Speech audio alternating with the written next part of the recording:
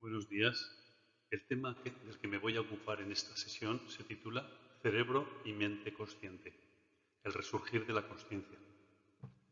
En las últimas 3 décadas ha habido un resurgir del interés por el tema de la consciencia. Nos preguntamos por qué ahora vuelve a ser tan importante el estudio de la consciencia. Seguramente esto es debido a que solo desde hace poco tiempo disponemos de técnicas de investigación que permiten obtener algunos datos empíricos de este objeto de estudio. Me refiero fundamentalmente a las neuroimágenes, esa neurotecnología.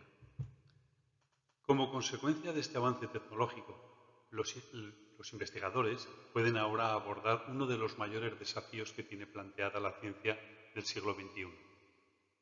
Explicar la relación causal que existe entre la consciencia y la actividad neuronal subyacente. Comprender su origen y su naturaleza. Es decir, cómo, dónde y cuándo lo fisiológico se transforma en experiencia consciente. Lo más sorprendente de este tema es que la subjetividad, lo más cercano a nosotros, lo más próximo, lo más íntimo, sea precisamente lo más desconocido para cada uno de nosotros. Desde la antigüedad, 3 grandes preguntas han inquietado a los pensadores. ¿Cómo y cuándo empezó a existir el universo? Es la primera. La teoría del Big Bang, que presupone que surgió hace 13.700 millones de años, es un intento de respuesta a esta pregunta. En segundo lugar, ¿cómo y cuándo empezó a existir la vida? Se cree que las bacterias procariotas aparecieron hace 3.800 millones de años. Y, en tercer lugar, ¿cómo y cuándo empezó a existir la consciencia? Se considera que el Homo sapiens hace unos 100.000 años experimentó esta facultad. Puede decirse que unos seres vivos, el Homo sapiens sapiens, comenzaron a explorar el interior de su cuerpo, a analizarse y buscarse respuestas dentro de sí. Y en relación con esta última cuestión, otros interrogantes relevantes son: ¿cómo se relaciona el cerebro con la mente? ¿Son independientes o interactúan? El interés de la filosofía de la mente fue por esta cuestión. Luego correspondió a la psicología. En segundo lugar, acerca de la naturaleza de la mente, se preguntaron cuál es el origen, qué es lo que lo causa, qué es la conciencia y en qué consiste ser consciente como ser humano. Cuestiones de interés para la psicología de la cognición, para la ciencia cognitiva, desde el punto de vista del funcionalismo al menos, y para la neurociencia. No obstante, también es importante averiguar las respuestas, la explicación, a cuestiones tales como ¿cuáles son sus propiedades? ¿Cuál es su función evolutiva? ¿Cuántas formas de consciencia existen? ¿Puede existir consciencia fuera del cerebro humano, por ejemplo, en máquinas electrónicas? ¿Cuánto cambio de activación cortical se requiere para un cambio de nivel de consciencia? Me refiero paso de estado de coma a estado vegetativo, o a estado de mínima consciencia, a estado de estupor, crepuscular, ondas de sueño profundo, estado de vigilia o alerta, etc. Es preciso decir que el cerebro es un sistema cerrado cognitivamente, por lo que la consciencia resulta opaca, no accesible directamente al dueño del cerebro. Aquí vamos a tratar algunas cuestiones sobre este fenómeno, la consciencia, la sustancia más compleja del universo conocido. A lo largo de la corta historia de nuestra disciplina, psicología, las relaciones entre la consciencia y la psicología no siempre han sido amables, no siempre han sido cordiales. Más bien, ha pasado por etapas de amor y de odio, o al menos de rechazo. Es decir, el papel que ha jugado la consciencia ha sido muy controvertido, algo ambivalente. Puede afirmarse que la psicología nació, fue creada en 1860 con Gustav Theodor Fechner, quien propuso unos métodos experimentales rigurosos y precisos, conocidos como métodos psicofísicos, para medir un aspecto del psiquismo, la sensibilidad, los umbrales sensoriales. No obstante, suele indicarse como fecha fundacional, como data fundacional de la psicología, la creación del primer laboratorio de psicología experimental en la ciudad alemana de Leipzig en 1879. Este laboratorio fue fundado por Wilhelm Wundt, quien declaró que el objeto de estudio de la psicología era la consciencia, que a su vez estaba formada por una amalgama de elementos como son imágenes, pensamientos, sentimientos, que eran como los átomos de la consciencia. Ciertamente, Fechner trató de objetivizar lo consciente con la noción de umbral absoluto o umbral de consciencia. De acuerdo con la psicofísica, los seres humanos parece que disponemos de algo así como unas escalas internas para evaluar de manera subjetiva la energía del mundo exterior. Son las llamadas escalas psicofísicas. Estas escalas de valoración subjetiva varían entre dos límites extremos. Por un lado tenemos el límite inferior de detección del estímulo, o umbral absoluto, que Fechner también denominó umbral de consciencia. Por otro lado, hay un límite superior, a veces llamado umbral del dolor, porque puede causar daño a los receptores. Dentro de estos límites extremos, somos conscientes de la presencia o de la ausencia de valores de intensidad del estímulo. Nos percatamos o no de su presencia. Entre medio de los dos límites extremos están las unidades de discriminación, lo que Weber llamó diferencia mínimamente perceptible o apenas perceptible. En inglés, just noticeable difference. Por debajo del límite inferior o umbral absoluto, también llamado umbral de consciencia, como hemos dicho, ocurre la percepción subumbral, a veces llamada subliminal si la intensidad del estímulo es próxima al valor del umbral absoluto. Con esta intensidad tan baja del estímulo ya no somos conscientes, no nos percatamos de su presencia. Otras veces también se provoca la percepción subumbral reduciendo la duración de la presentación del estímulo, o también mediante enmascaramiento, ya sea visual, auditivo, del sabor, del olor, etc. En estos casos el sujeto no llega a percatarse de la presencia del estímulo. Sin embargo, dicho estímulo afecta al sujeto en su conducta posterior. Se dice que el estímulo influye de manera no consciente en el sujeto. Al estructuralismo wundtiano le siguió el conductismo, el estudio del comportamiento, behavior. Tanto el conductismo filosófico como el conductismo lógico o metodológico excluyeron la consciencia del dominio de estudio de la psicología. La caja negra no era observable públicamente de forma objetiva, por tanto se descartó.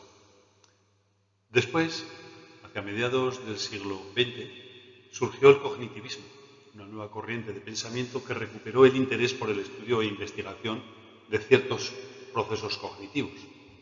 No obstante, excluyó de su objeto de estudio las emociones y la consciencia. Se centró prioritariamente en la cognición, en la parte racional. Finalmente, con la neurociencia, la consciencia se ha vuelto a poner en el centro de interés científico, pero desde un monismo materialista, reduccionista, como veremos. Visto lo anterior, parece natural que nos preguntemos por qué ocurren estas fluctuaciones, estos vaivenes en ciencia, estos cambios del objeto de estudio de las disciplinas psicología. Probablemente se debe a que todavía no hemos resuelto el problema de la relación mente-cuerpo. Si la respuesta es el monismo o el dualismo. Sin embargo, este es un problema que atañe a la filosofía de la mente y que aquí no abordaremos en estos momentos. En relación con el tema de la consciencia, debo hacer un par de advertencias iniciales. En primer lugar, que hay demasiados fenómenos por explicar, muchas preguntas sin respuesta, y esto significa que el tema es muy complejo. En segundo lugar, que hay demasiadas teorías explicativas en competición, y esto no es buen indicio. Esto demuestra la gran confusión que existe sobre el tema. En opinión del holandés Robert van Gulik, agrupa las cuestiones que deben ser explicadas en tres categorías. En primer lugar, tenemos cuestiones descriptivas. tales como, por ejemplo, qué es la consciencia y qué características tiene. En segundo lugar están las cuestiones metodológicas, cómo surge la conciencia, cómo modelarla computacionalmente, etcétera, si fuera posible. En tercer lugar, cuestiones funcionales. ¿Por qué existe la conciencia? ¿Qué función tiene? ¿Para qué sirve? ¿Qué aporta a la vida del individuo o de la especie? A partir de las respuestas que se den a estas preguntas, podremos evaluar la adecuación de las teorías o modelos que han sido propuestos en torno a la consciencia. Primero, voy a contextualizar la consciencia con una breve introducción desde el punto de vista evolutivo y en perspectiva filogenética. Somos polvo de estrellas que alcanzó la Tierra. Esta frase, tan poética como científica, fue pronunciada por el pensador y divulgador científico Carl Sagan al presentar un programa de astrofísica titulado El Cosmos. Su fundamento es bastante sencillo, si tenemos en cuenta la evolución del universo. Así, después del Big Bang, hace 13.700 millones de años, el único elemento de materia que existía en el universo eran los simples átomos de hidrógeno, materia que sirve de combustible a las estrellas, donde por fusión nuclear se generaron los demás elementos. Así, por ejemplo, ocurre la fusión del helio a partir de 4 átomos de hidrógeno. Después tiene lugar la fusión del oxígeno, la compresión del nitrógeno, azufre, hierro y así hasta formarse los 106 elementos que componen la tabla de Mendeleev. Cuando se quema y se fusiona todo el combustible disponible, la estrella se colapsa y estalla en lo que se conoce como una supernova. Este estallido lanza al espacio todo un huracán de polvo estelar, compuesto de esos elementos más pesados que el hidrógeno, polvo de estrellas.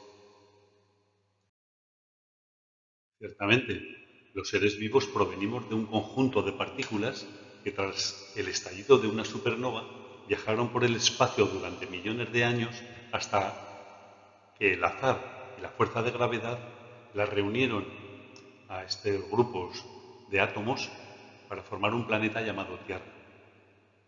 Algunos de esos átomos llegaron a componer estructuras complejas, altamente organizadas, como así se formaron proteínas, péptidos, polipéptidos, aminoácidos, ácido ribonucleico, ácido desoxirribonucleico y finalmente se formaron células vivas con núcleo, hasta llegar a formar algunos seres pluricelulares con cerebro.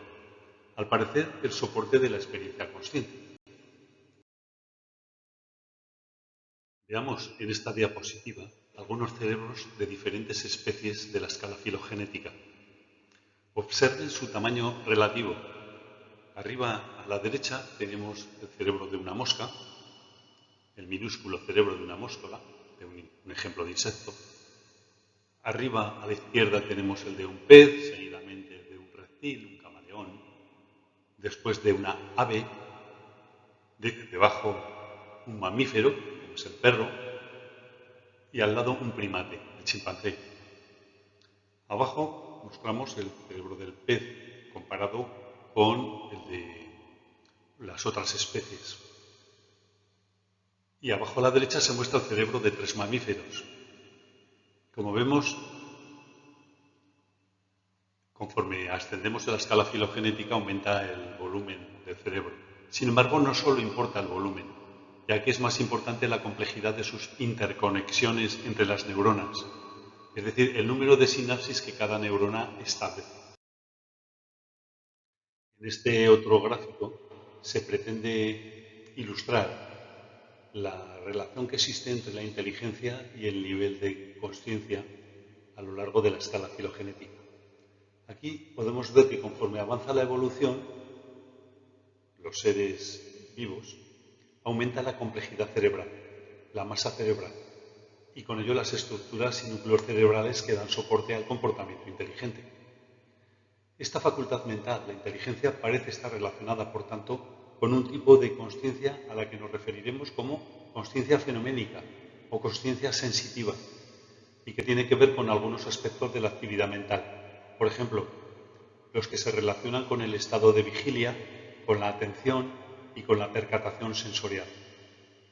Darse cuenta de la presencia de estímulos.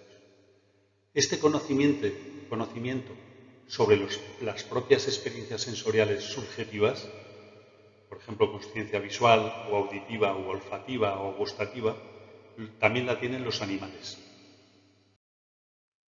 Este otro gráfico nos muestra que en la escala filogenética la especie humana proviene de los lemúridos, los lémures. La especie humana se clasifica como un primate antropoide, simio, catarrini, homínido del tipo Homo sapiens sapiens. Así, los gorilas, orangutanes, chimpancés y bonobos son grandes simios que están más próximos filogenéticamente a los homínidos. Veamos ahora en este diagrama de barras el desarrollo del volumen craneal de los homínidos comparado con el del chimpancé en el curso de la evolución. Observamos que el volumen craneal del chimpancé es de unos 400 centímetros cúbicos y el volumen crece a un ritmo acelerado a partir del Homo erectus. Vemos que el cerebro del Homo neandertal supera los 1200 centímetros cúbicos y el del Homo sapiens está próximo al kilo y medio, 1400 centímetros cúbicos. En esta otra tabla podemos ver datos relativos al número de neuronas en el córtex cerebral. Aquí podemos observar que el cerebro del gorila tiene unas 20.000 millones de neuronas. El del chimpancé, 24.000 millones. Los primeros homínidos, Australopithecus o Pithecanthropus, unos 35.000 millones. Y este número de neuronas ha ido aumentando a través del Homo habilis, Homo erectus, hasta llegar a los 86.000 millones de neuronas en el Homo sapiens. En resumen, los cerebros humanos tienen muchas más neuronas que los de otros primates y además están más interconectadas, por lo que tienen más capacidad de procesamiento.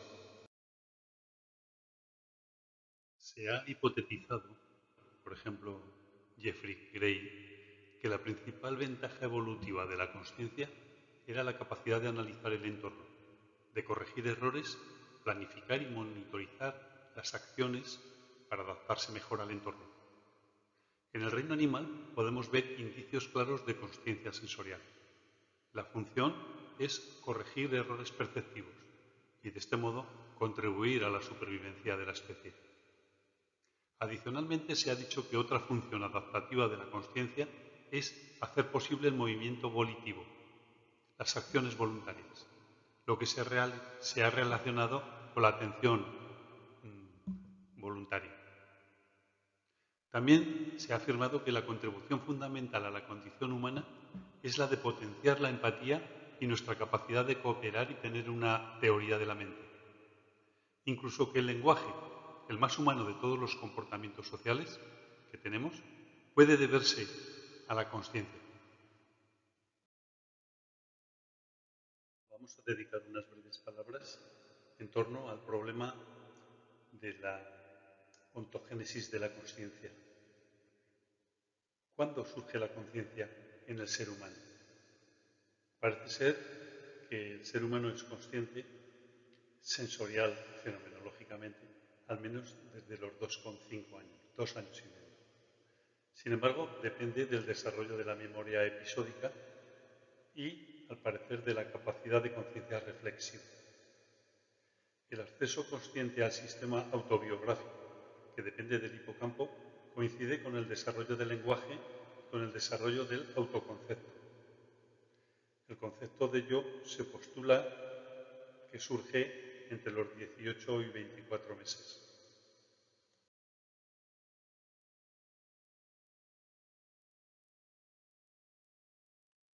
Hasta aquí hemos visto con brevedad el enfoque evolutivo filogenético.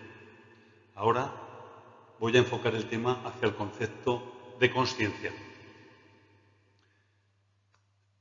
En primer lugar, veremos una caracterización de la consciencia, aunque nadie sabe exactamente qué es. No obstante, hay numerosas teorías y ninguna es universalmente aceptada. Con el término consciencia nos referimos a numerosos aspectos de nuestra actividad mental. El término conciencia se usa para referir tantas actividades mentales relacionadas con el estado de vigilia, con la atención, pero también con la percatación sensorial. Según John Locke, el empirista británico, la conciencia es un estado de la mente que consiste en darnos cuenta de algunas cosas que pasan dentro y fuera del sujeto, pero no de otras. De acuerdo con William James, es un proceso continuo. Él habla de la corriente de conciencia, que gracias a la memoria y a la atención se preserva la identidad personal. El conocimiento inmediato que un individuo posee de su existencia y de sus actos y el mundo exterior. La conciencia requiere, por tanto, el uso de los órganos sensoriales y se caracteriza por ser un estado mental privado, personal, subjetivo y cualitativo, que integra de un modo unitario, coherente y continuo múltiples experiencias sensoriales. Conozcamos ahora la etimología del término consciencia. Deriva del latín conscientia, un término compuesto de con y scienze, con conocimiento de, es decir, percatarse, darse cuenta de lo que ocurre. Consciousness, en inglés, es un estado mental en el que uno tiene conocimiento de uno mismo, de sus actos, de sus pensamientos, de los demás y del mundo. Sin embargo, la etimología del término awareness, en inglés, deriva del latín ware, alerta, precavido, vigilante, tiene como significado. Awareness es sentir algo en el propio cuerpo, darse cuenta de su presencia, percatarse estando vigilante, es decir, en alerta, en estado de alerta. Cuando una persona es aware de algo, puede sentirlo o simplemente sentirlo sin saber exactamente qué es. No sabría explicarlo. Mientras que cuando alguien se vuelve consciente de algo, significa que tiene un conocimiento pleno de ello o que tiene una comprensión más completa de ello. El filósofo Ned Block, en 1995, diferenció dos tipos de consciencia. Por un lado, la consciencia P, o consciencia fenoménica. Se refiere a la subjetividad o a la experiencia subjetiva. Viene a ser cómo entendemos las cosas, qué es lo que nos parecen, desde un punto de vista subjetivo. Ser consciente supone sentir el mundo en el propio cuerpo, experimentarlo subjetivamente de modo vívido, aquí y ahora. Esta experiencia sensorial subjetiva, a la que los filósofos llaman qualia, es irreducible a descripciones verbales. Por ejemplo, ¿cómo explicar la sensación de rojez o de verdor o de azulez a un ciego congénito total? ¿O describirle la quinta sinfonía de Beethoven a un sordo total? ¿O tratar de hacer sentir el cansancio propio a otra persona? Por ejemplo, si uno trata de imaginar cómo sería sentirse como una hormiga, o como un perro, o como un murciélago. Es un ejemplo, este último, tomado de Thomas Nagel, en 1998, con su expresión de "What is it like to be a bat?". Por otro lado, Ned Block se refiere al conocimiento reflexivo del contenido de nuestros estados mentales, al que llama consciencia tipo A, consciencia A. La consciencia cognitiva, como también se le llama, incluye dos modalidades: la consciencia reflexiva y la consciencia de acceso. La primera, la consciencia reflexiva, se refiere a la conciencia de estar en un determinado estado mental y tener pensamientos acerca de dicho estado mental. Mientras que la consciencia de acceso es aquel estado mental bajo el cual podemos tener control racional y de acción o del habla, por ejemplo, en el lenguaje. Por tanto, esta tiene que ver con las relaciones intermentales y se refiere a la disponibilidad para actuar con otros estados mentales, así como para acceder a otros contenidos de la consciencia. Hay que decir que la noción de consciencia encierra una cierta sobrecarga de significados. Así, en la literatura científica es posible distinguir conceptualmente diversos tipos de consciencia. Vamos a referirnos a estos términos con el fin de clarificarlos. Pero en esta sesión, en esta palestra, solamente trataré de los tipos de conciencia que señalaba Ned Block. Hay pocas especies que han desarrollado también otro grado de conciencia al que nos referimos como autoconsciencia. Esto es, tener conciencia de ser un ente consciente o ser consciente de que se es consciente. Por tanto, se trata de un nivel de conciencia más elevado. Y finalmente también hay otra denominación que se refiere a la conciencia moral o juicio moral. Se refiere al discernimiento entre lo que se considera el bien y el mal. Esto más bien sería una rama de la filosofía, la ética. La consciencia se describe funcionalmente mediante dos tipos de datos. Uno, cuyo objeto es el estudio de las experiencias subjetivas cualitativas de las que tenemos consciencia en primera persona, lo que hemos llamado awareness, esto es, de la habilidad para percibir sus propios estados internos y las propiedades de los objetos. Ello permite poder operar sobre tales objetos. Suelen usarse métodos cualitativos y descripciones fenomenológicas. El otro tipo de dato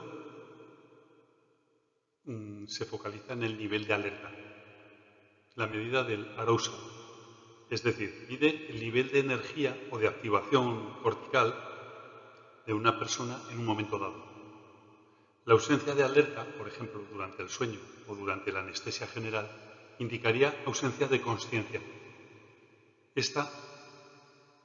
Para obtener este tipo de datos se utilizan métodos de neuroimágenes, como potenciales evocados de electroencefalografía, resonancia magnética funcional, tomografía por emisión de positrones, etc. Finalmente, hay un tercer tipo de dato para describir los estados de conciencia. Este último tiene como objeto de estudio, la integración de información multisensorial. Obtienen datos relativos al presente, es decir, información captada aquí y ahora. Examinan la coordinación e integración dinámica de la actividad cerebral mediante lazos dinámicos a gran escala, con distancias superiores a 10 centímetros, esos bucles o esos enlaces neuronales. Usan, para investigar este tipo de integración de información, usan métodos de resonancia magnética funcional sofisticados, haciendo uso de sofisticados algoritmos que computan las oscilaciones en fase o asincronías mediante complejas funciones matemáticas. En relación con la investigación sobre la conciencia, algunos filósofos, por ejemplo David Chalmers, en 1996, han establecido la distinción entre problema fácil, soft problem, y el problema difícil, the hard problem. La actividad investigadora sobre el problema fácil trata de encontrar los mecanismos que hacen posible la consciencia, buscando los correlatos neuronales de la conciencia, sean correlatos fisiológicos o cognitivos de la experiencia subjetiva consciente. Mientras que la investigación sobre el problema difícil trata de hallar una explicación a la cuestión de cómo un sistema físico, por ejemplo un ordenador, o un sistema fisiológico, un cerebro, pueden causar experiencias subjetivas cualitativas, lo que los filósofos llaman qualias. Es decir, cómo la fisiología inconsciente se convierte en psique consciente. El problema difícil sobre la relación mente-cerebro es el de explicar dónde, cómo y cuándo la fisiología inconsciente se convierte en psique consciente. Algunos investigadores, desde el enfoque de la neurociencia, creen que lo lograrán entendiendo el funcionamiento de la interconexión entre neuronas, circuitos y núcleos cerebrales. Por tanto, el monismo materialista, neurociencia, debe resolver el problema relativo a la transustanciación de lo fisiológico en psicológico. Es decir, dónde, cómo y cuándo, incluso para qué, lo fisiológico, por ejemplo el disparo neuronal o la firing rate, se convierte en psicológico, es decir, en qualias, experiencias cualitativas subjetivas. Mientras que desde el monismo idealista debe explicarse cómo algo psicológico modifica al sistema fisiológico. Un problema que hasta hoy se ha resistido a ser resuelto. Es decir, todos los intentos de explicación de cómo el cerebro produce mente consciente han sido infructuosos y además no se sabe por dónde avanzar en esta cuestión. El filósofo Joseph Levine calificó el problema de la transustanciación como el vacío explicativo de Explanatory Gap, aludiendo al abismo que existe en el intento de establecer una relación causal entre las experiencias fenomenológicas cualitativas y subjetivas en las que experienciamos la realidad física y las propiedades biofísicas de la circuitería neuronal que supuestamente constituyen soporte anatomofisiológico de esas cuales. Hasta la fecha de hoy no se ve el fondo del problema. No hemos sido capaces de dar con una conexión explicativa entre las experiencias subjetivas y la objetiva actividad neurofisiológica cerebral. Sí que hemos avanzado considerablemente en la cuestión que David Chalmers ha etiquetado como el problema fácil, en cuyo abordaje la actividad investigadora está tratando de encontrar mecanismos que hacen posible la consciencia. Para ello buscan los correlatos neuronales, como se ha dicho. Sin embargo, algunos sospechan que esta transformación es irreducible a computación neuronal. Mediante esta vía se llegará a demostrar la inviabilidad del objetivo, aunque queda la esperanza de que, mediante computación en ordenadores cuánticos y su superconductividad, pueda lograrse este objetivo. Veamos a continuación qué métodos de investigación se utilizan para explorar las bases de la consciencia. 3 tipos de métodos se vienen usando en la investigación empírica de este tópico. En primer lugar, los que usan datos empíricos experimentados en primera persona, es decir, que usan la fenomenología para describir lo que aparece en la mente del sujeto y piden un informe introspectivo al participante. En segundo lugar, están los métodos que usan datos en tercera persona, es decir, que hay distancia objetiva entre el sujeto y el objeto observado. Así, la psicofísica examina la relación entre la intensidad del estímulo, objetivizada, y su valoración subjetiva o reacción que provoca en el sujeto. Desde este enfoque neurobiológico y psicobiológico de las neurociencias, en las últimas décadas ha habido creciente interés por encontrar los correlatos neuronales de la conciencia, Neural Correlates of Consciousness, es decir, determinar las funciones cerebrales y los núcleos del cerebro implicados en las experiencias conscientes, al tiempo que esclarecer los principios a partir de los cuales los mecanismos biológicos producen estados subjetivos de percepción que caracterizan a los estados de consciencia. Otra línea de investigación consiste en estudiar casos con daño cerebral o modelos animales con lesiones. En tercer lugar y finalmente, se han señalado métodos que usan datos en segunda persona. Según esta línea de investigación, se elaboran modelos computacionales donde se contrastan sistemas autoorganizativos, por ejemplo, bandadas de pájaros, cardúmenes de peces, etc., o bien utilizan algoritmos y programas de simulación de vida artificial, por ejemplo el software NetDog.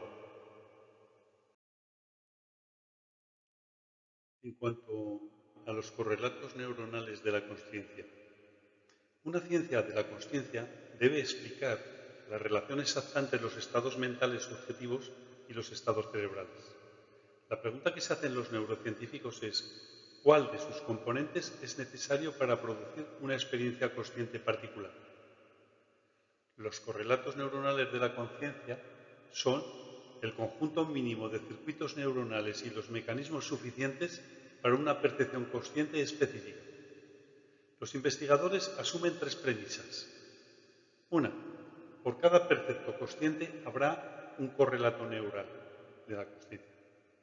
2, induciendo un correlato neural se induce una percepción.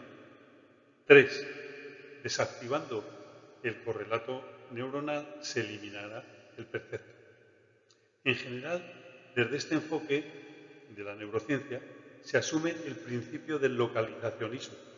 Si una lesión causa pérdida de una función en una tarea cognitiva, esta región debe estar involucrada en el procesamiento. Desde hace unas décadas, la localización de la actividad cerebral se objetiviza mediante una nueva generación de tecnologías de imágenes, principalmente la resonancia magnética funcional. Su interés e importancia se debe a que permiten, desde una óptica científica, ver el estado del cerebro en acción, estados con o sin consciencia, núcleos cerebrales activos durante los procesos cognitivos, afectivos y comportamentales.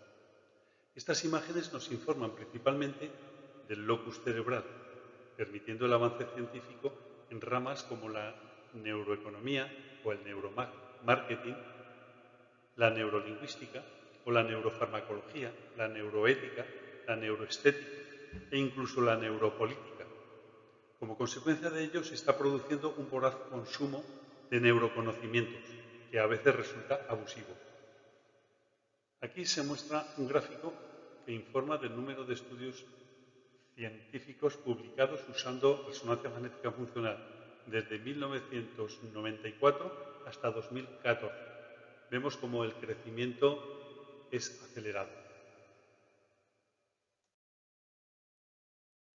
A la izquierda de esta diapositiva se muestra una neuroimagen que señala las áreas iluminadas con actividad consciente. Por esta razón es importante comprender cómo se construyen estas imágenes del cerebro activo y cómo deben ser interpretadas.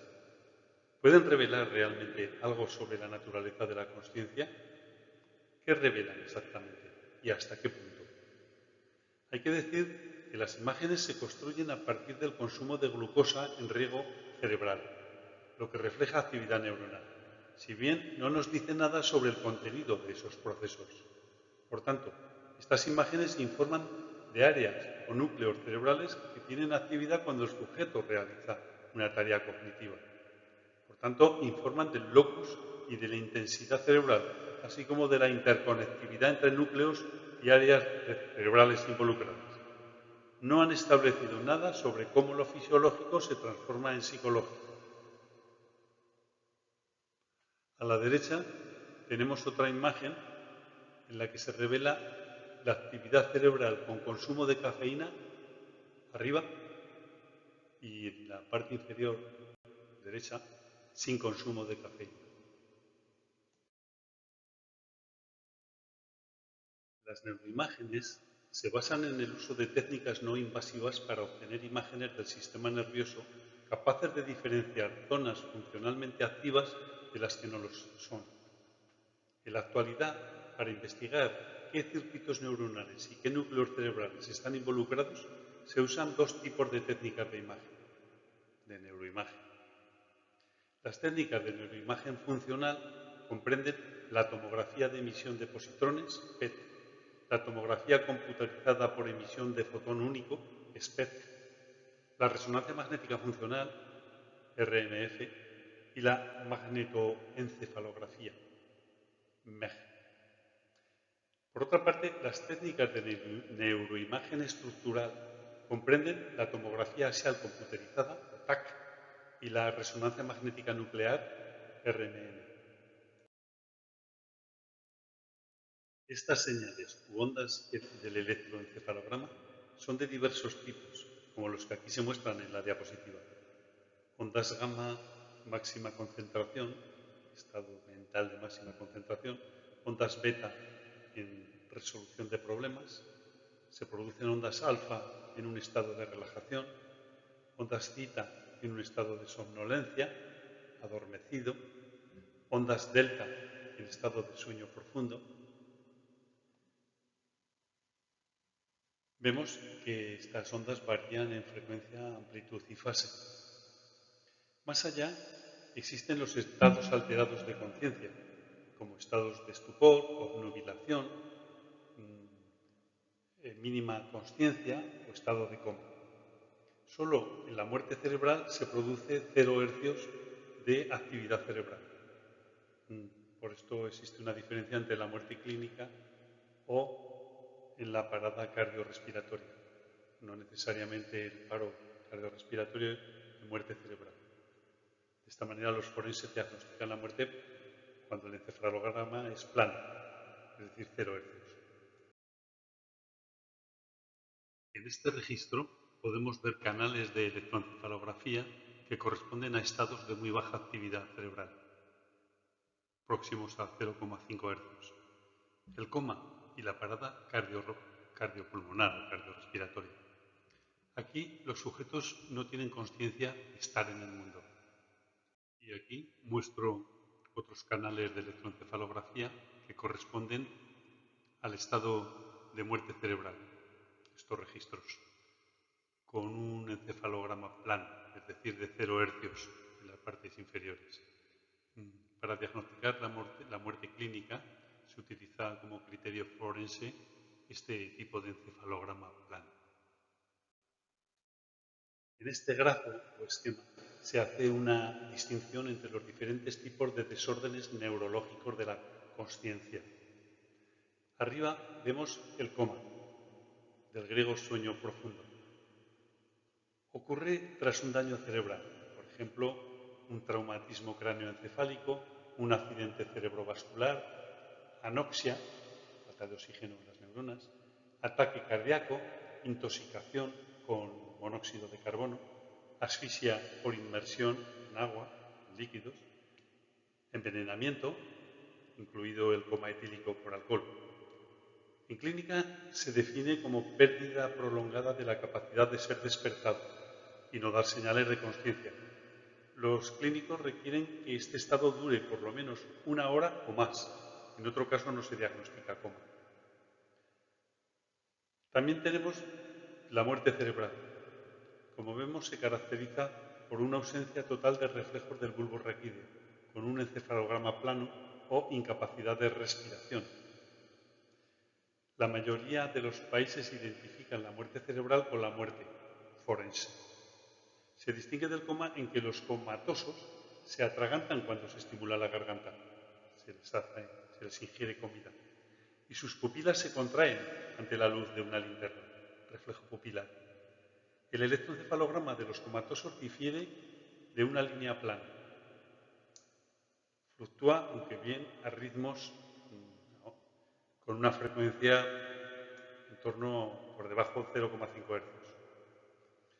También vemos el estado vegetativo, llamamos vigilia sin respuesta a este estado, como si el sujeto fuera un vegetal. Puede persistir en ese estado durante varios años el paciente. Se dice que el paciente respira de manera espontánea y cuando se le alimenta de modo artificial no muere, ya que responde a las funciones del sistema nervioso autónomo. Transcurrido un mes desde el inicio se habla de estado vegetativo persistente y si se alarga 1 año más se declara estado vegetativo permanente. Por otra parte vemos el estado de mínima consciencia. Son pacientes apenas conscientes que pueden comunicarse, pestañeando, por ejemplo, o decir sí o no moviendo la cabeza. Pueden seguir un espejo con los ojos. También pueden sonreír, llorar y pueden expresar emociones. Otro estado de conciencia es el síndrome de cautiverio. Por ejemplo, el caso de Jean-Dominique Bauby en la revista Elle. Resulta de una lesión en la protuberancia del tronco encefálico, tronco cerebral, que se desconecta de la corteza y de la médula espinal. La corteza y el tálamo permanecen indemnes, lo que deja intacta la consciencia. El paciente se despierta de un coma para encontrarse preso en un cuerpo paralizado, incapaz de moverse o de hablar. Con ayuda de dispositivos computerizados y de monitoreo de movimientos oculares, algunos de ellos logran responder a mensajes y hacer tareas. También tenemos el estado de confusión o delirio. La confusión afecta la manera en que una persona piensa, se ve o ve el mundo que le rodea y recuerda cosas que caracteriza principalmente por una marcada alteración del nivel de conciencia. y la capacidad atencional. Conlleva una serie de alteraciones cognitivas del estado de ánimo, del sueño y de la conducta. Finalmente, vemos aquí el estado consciente, estado de alerta o estado de vigilia.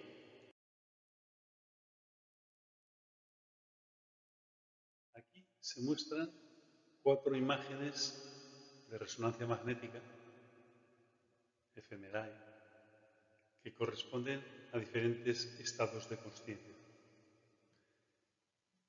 Arriba vemos estado consciente, estado de alerta en vigilia, normalidad. También vemos a la derecha estado vegetativo. En otro gráfico vemos estado de síndrome de cautiverio o síndrome de encierro en un cuerpo.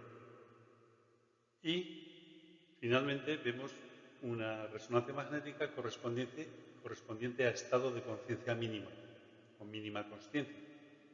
Podemos observar que este mapa térmico, heat map, indica, según la escala en clave de color que se muestra a la derecha, el nivel de actividad cerebral, siendo la longitud de onda corta, violeta o azul, el nivel menor, y avanzando hacia la longitud de onda media, verde-amarillo, aumenta dicha actividad, siendo la actividad máxima en el color anaranjado y en el rojo.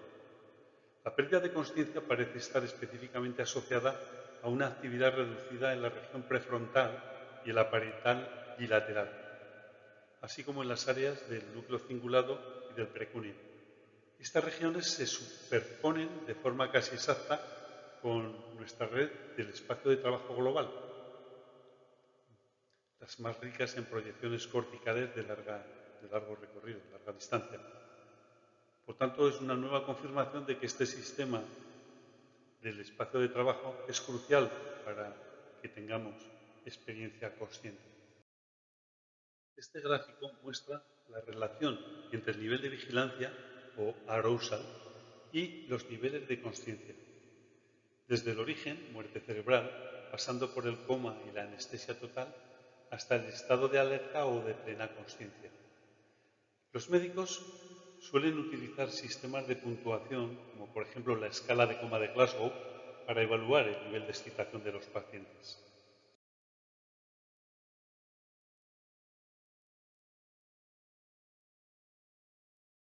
Aquí se muestran los principales núcleos cerebrales involucrados en la consciencia.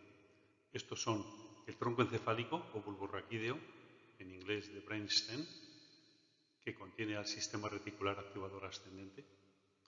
Por otra parte, las estructuras talámicas, el tálamo, y también el hipotálamo.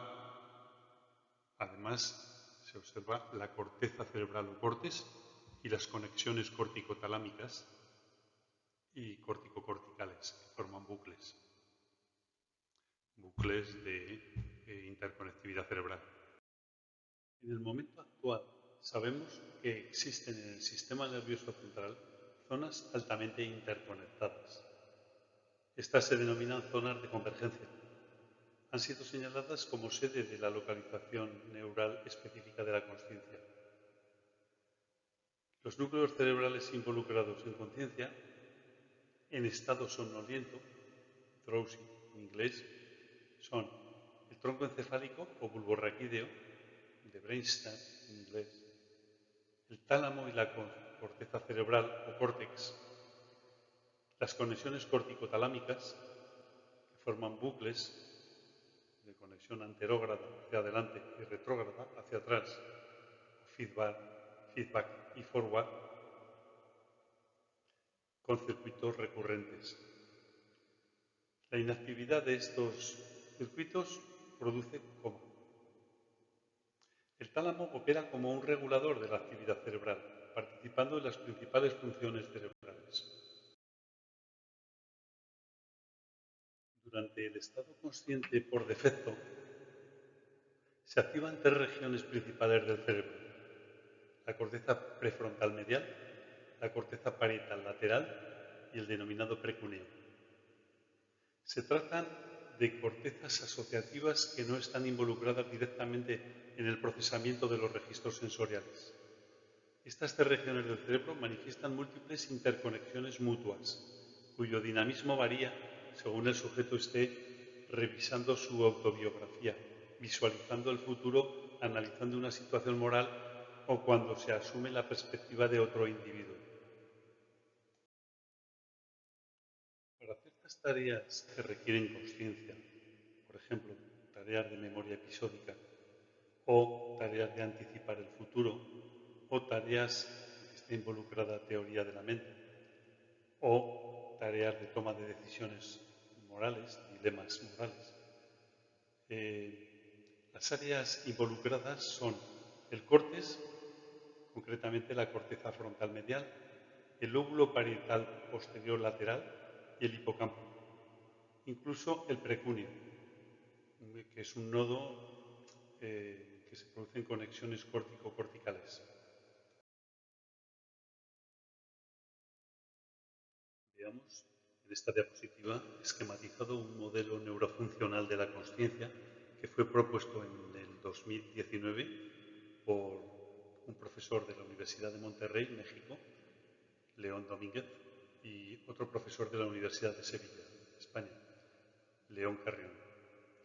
Ambos proponen un modelo neurofuncional de la consciencia que la considera como un estado fisiológico del sistema nervioso que varía según el tiempo y en la localización de su actividad neuronal.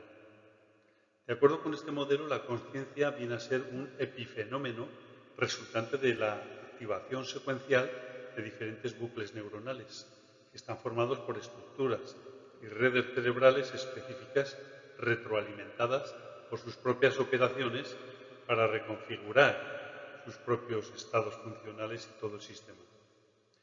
Para la experiencia final de consciencia resulta básica la activación de los siguientes módulos. En primer lugar, del sistema reticular activador ascendente, SARA. En segundo lugar, de las redes tálamo-corticales. Tálamo opera como un regulador de la actividad cerebral, participando en las principales funciones cerebrales. En tercer lugar, las redes córtico-corticales. Estos sistemas forman un núcleo, un único espacio fisiológico donde el individuo puede desplegar diferentes habilidades cognitivas que permiten la emergencia de conductas complejas, por ejemplo, el lenguaje, el pensamiento, la cognición social, etc. Este modelo, al igual que las otras teorías de la consciencia, ofrece una visión desmembrada de la consciencia, ya que plantea explicaciones causales que no incluyen una perspectiva funcional global sobre la interacción del conjunto de redes cerebrales involucradas en la consciencia. Como vemos, es un modelo reduccionista monista, de signo materialista. Veamos cómo algunos investigadores han propuesto que emerge la consciencia. Estudios recientes en sujetos humanos, realizados por Logothetis en el 98, Kanwisser en el 2001, Rodolfo Ginás en el 2013, mediante registro de la actividad cerebral con microelectrodos intracraneales, revelaron la presencia de neuronas que disparan en sincronía a frecuencia de 40 Hz, únicamente si las imágenes se perciben conscientemente. En esta línea, Crick y Koch, en el 94, en el 96 y el 98, incluso prolongaron su actividad investigadora hasta el 2007, establecieron que el nivel sináptico y la sincronía de disparos neuronales es el nivel explicativo más apropiado. En tanto que Gerald Edelman, a principios del siglo XXI, propuso que el nivel adecuado tiene lugar en un nivel superior en el que se construyen mapas neuronales con fibras de propagación proactiva y retroactiva que interconectan diferentes áreas del cerebro. Gerald Edelman y Giulio Tononi han propuesto que la consciencia emerge cuando grandes grupos de neuronas forman un núcleo dinámico en el cerebro con conexiones que forman bucles entre la corteza y el tálamo. Bucles de largo alcance que conectan, por ejemplo, el área occipital con el lóbulo parietal, temporal y frontal. Estos circuitos recurrentes hacen conexiones anterógradas y retrógradas. Finalmente, se propone que en el nivel más microestructural, Hameroff y Penrose sugirieron que la conciencia se generaba a nivel de los microtúbulos de las neuronas. Según los defensores de la tesis de la sincronía neuronal, como Krikikov, por ejemplo, el cerebro establece múltiples conexiones entre áreas más o menos distantes. Las neuronas deben disparar en sincronía a 40 Hz, ondas gamma, para que ocurra la consciencia. Esta alta complejidad de señales cerebrales es experienciada como estados mentales, estado de alerta, alfa, beta, gamma, etc., estado sonoliento, estado crepuscular, estado vegetativo, estado de mínima conciencia, etcétera, etcétera.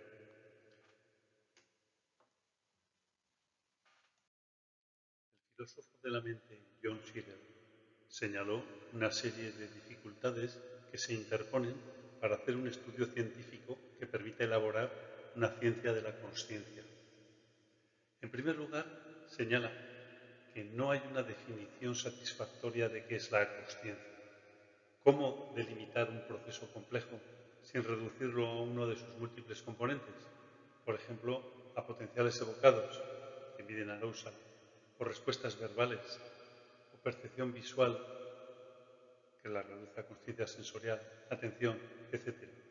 En segundo lugar, la ciencia implica conocimiento objetivo, extraído mediante un método particular que exige que se satisfagan ciertas características: manipulación de variables, observación pública, medición objetiva, contraste de hipótesis, repetibilidad, etc.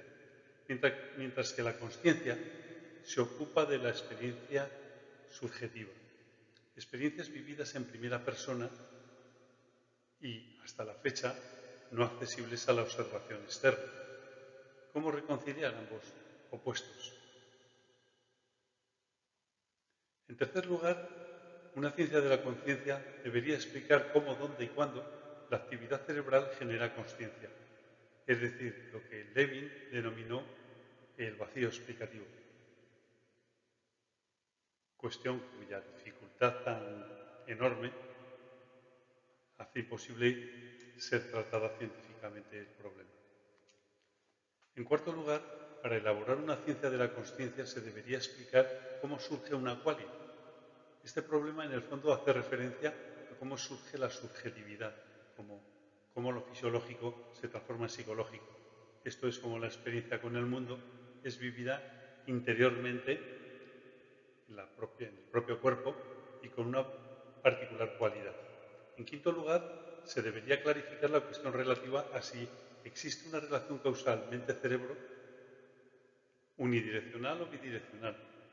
Para ello, primero debe establecerse el problema del monismo versus dualismo. ¿Cuál de estas hipótesis explicativas es la adecuada? Desde el monismo eliminativo se afirma que la consciencia es un epifenómeno, algo irrelevante, como el ruido de un motor, un epifenómeno que acompaña a la actividad principal del cerebro. En sexto lugar, se debería justificar cuál es la función evolutiva de la consciencia, es decir, qué ventaja adaptativa ha aportado a las especies con capacidad de consciencia. Se pregunta qué ha posibilitado la conciencia, particularmente en la vida social. Por último, y en séptimo lugar, una ciencia de la consciencia debería evitar el reduccionismo a un dominio explicativo, por ejemplo, de signo fisicalista o biologista o fisiologista o psicologista o sociologista. Todas estas cuestiones están aún pendientes de solución y parece ser que va para largo, ya que no se atisba salida alguna del vacío explicativo. Para ir finalizando, quisiera hacer una reflexión sobre la consciencia en los animales. Los humanos no somos los únicos en poseer la base neurológica que da lugar a la consciencia. Los animales infrahumanos, incluyendo a los mamíferos y pájaros, pulpos y otras muchas criaturas, también poseen sustratos neurológicos suficientes para experimentar consciencia fenomenológica o consciencia sensorial. De acuerdo con Cambridge University,